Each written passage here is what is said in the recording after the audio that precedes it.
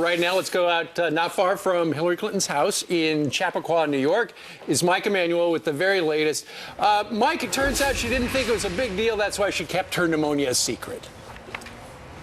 That's right, Steve. Ainsley Bryan, good morning to you. 8 weeks from Election Day, and Hillary Clinton is off the campaign trail again today, recuperating from pneumonia. But Clinton and her team only admitted that she had pneumonia after video was revealed on Sunday showing her stumbling, struggling to get into her van after the 9/11 memorial. But Clinton insists she did not faint. No, I didn't. I felt dizzy, and I did lose my balance for a minute. But once I got in, once I could sit down, once I could cool off, once I had some water, I immediately started feeling better. And my daughter lives nearby, so I went over to her apartment and, spent time with her and my grandchildren.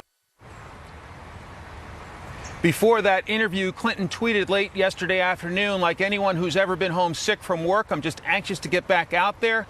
See you on the trail soon, and signed it H. The first indication we had of a health issue came in Cleveland on Labor Day.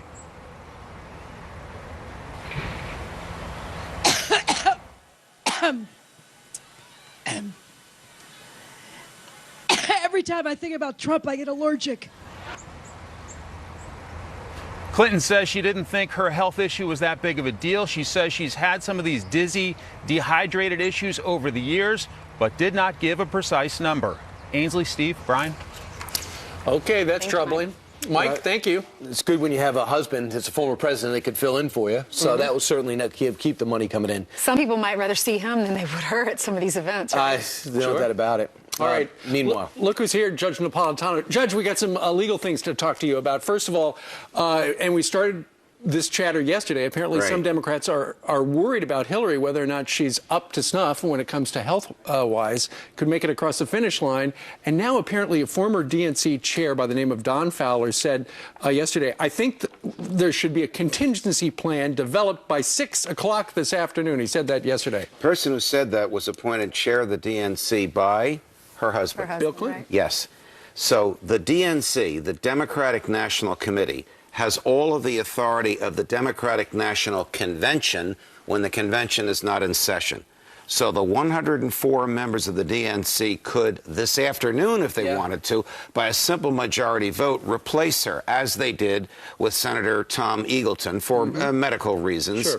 In 1972. There might be a political uproar. There'd be a battle between the Bernie Sanders and the Joe Biden people, but legally they can do it. What about Tim Kaine? So it wouldn't automatically be Tim Kaine? No, it would not automatically be Tim Kaine. And probably if it is Joe Biden or Bernie Sanders, Vice President Biden and Senator Sanders would want to choose their own VP candidate, who might be Senator Kaine or it might be somebody else. It's never going to happen, right? Because the Democrats would lose the election. I can't say it's never going to happen. It depends how sick she is and how much time she's off the campaign trail. Donald Trump will make hay, and rightfully so, while she's at home in Chappaqua. And as they see the poll numbers change, they're going to have to do something. Well, yeah, we'll see if she's able to get out there. If there is more than just pneumonia, you can obviously beat pneumonia in a few days, even at her age. She is right that it is minor, can be treated, and she is being treated. Unless there's something else going on, and because of her credibility gap, we don't know what to believe. Well, that's the point that our colleague Charles Krauthammer made last night. The credibility gap is getting worse. This is another example where the cover-up, the refusal to tell the press and us through the press the truth, is far worse than a simple case of pneumonia. But she spoke to her staff, so don't worry about it. She straightened it out. Of course, it can't be her staff fault. is dropping like flies. What's happening down there? They all have pneumonia. But she has enough time to recover before the debate. That's what a lot of people are thinking. Maybe this is a way to get out of the debate. If she lays low between now and the debate, you'll see an inversion in the numbers. You'll see Trump's numbers take off. But she can't do nothing. But if she were to faint again, that would pretty much be it. I would think that they would seriously have to do something. Remember, this can be done against her will. Senator Eagleton agreed to leave, but he didn't have to agree. Okay. If a simple majority says you're out, she would be out. Meanwhile, there's some drama yesterday in front of the Oversight Committee, something that you have been studying as much as anyone. Jason Chaffetz has had as chairman of Oversight, and he called in an FBI agent to say, listen, you got to give us this material, and I want it unredacted. Let's listen. The FBI provided Congress the full file with no redactions of personal identifiable information. I cannot make that commitment sitting here today. Then I'm going to issue a subpoena, and I'm going to do it right now. So let's go. I've signed this subpoena. We want all the 302s, and we would like the full file. You can accept service on behalf of the FBI? Certainly. You are hereby served. Wow, he was okay, the planning for that. 302s is the federal government's terminology for the individual reports made by FBI agents as they interviewed each witnesses.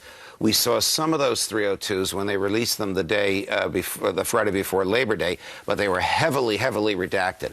While that was going on, what you just showed in the House, Senator Chuck Grassley in the Senate was blasting the FBI for doing the following. The FBI sent classified and non-classified material to the Senate Secure Room.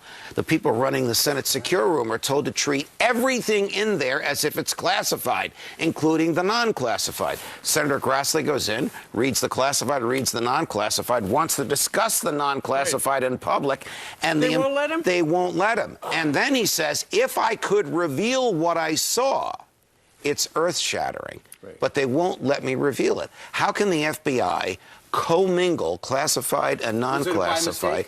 I don't know if it was by mistake. Senator Grassley is arguing it was not by mistake and that they violated the law. Think about it. You have the executive branch, the FBI, preventing the legislative branch, in this case the Senate, from doing its job. Now you have the House of Representatives, what we just saw, utterly frustrated with the FBI and demanding to see everything. Will the FBI be obligated to cough up the unredacted stuff? Unless a judge intervenes. So now you have the prospect of either the FBI giving Senator Grassley and giving Congressman Chaffetz everything, or going to a federal judge. Normally this happens when the FBI serves a subpoena, so but now it's been served on them. That means it's not going to happen until after the election, because this is going to take a long time. You know, there are judges sitting in an emergent capacity for applications like this. I wouldn't be surprised if it's resolved by the end of this week. Whoa! You know, it's so interesting because Chaffetz said the same thing, that he looked at one copy. There was supposed to be two copies of documents. Right. He looked at the one copy. He looks at the other. It's supposed to be exactly the same. They're totally different. He had to go reread them all because the FBI gave him two different versions of the same thing. So here's what we have heard from people who have seen this stuff. That the FBI is attempting to create a false impression of what they want us to think they found by selectively releasing all information. If all of it had been released, people could form their own opinions about the wisdom and lawfulness of the FBI's decision not to prosecute Mrs. Clinton. I hope you're wrong about that, because the FBI would look really terrible. Listen, I am a very big fan of the FBI. This is starting to look a little bit like a black eye for them. All right, Judge, thank you very much. Thanks, You're Judge. welcome, guys.